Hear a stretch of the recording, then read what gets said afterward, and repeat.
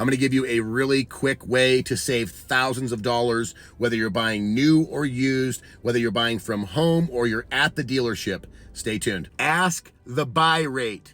Guys, so many of you don't do this. If you aren't using incentivized financing and you're not bringing a check from your own lender, then you need to be asking the dealership, once they've approved you, no matter what the rate is, for the buy rate. Ask them to see the buy rate on their computer and see that you were approved for the amount and rate they're telling you. Now, they can only stack these points of interest if you're using a bank, which you're going to see 9 out of 10 times the dealership is going to come back and say you were approved at a bank, not a credit union, for just this reason. That being said, don't think that just because it's a credit union, they won't try and play these games. They absolutely will. I had a deal last week for a customer that had pretty good credit, and I thought they would get like a 6 or 7%, and they were given a 9% through a credit union. Of course, I scratched my head because I'm like, they can't be adding points. Well, they were in fact adding points. The truth is that they cannot let you leave the dealership any higher rate than what the credit union gave you.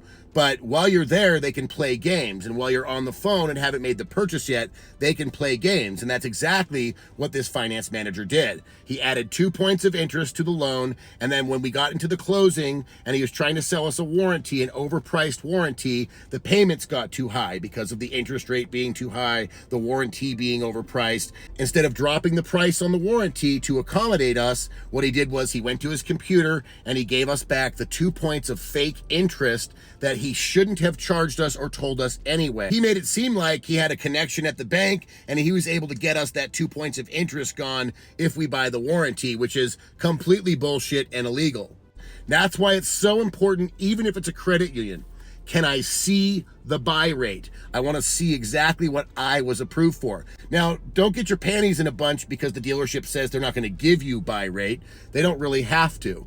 But I definitely want to know buy rate, and if they can't give it to me, I'm going to go myself and get my own lending to get buy rate because I don't want to be overcharged. Long story short, whether you're at home on the phone negotiating the lending or you're at the dealership trying to buy your car, you don't agree to the first rate they tell you unless it's incentivized, unless it's from the manufacturer, because then the dealership can't screw with it.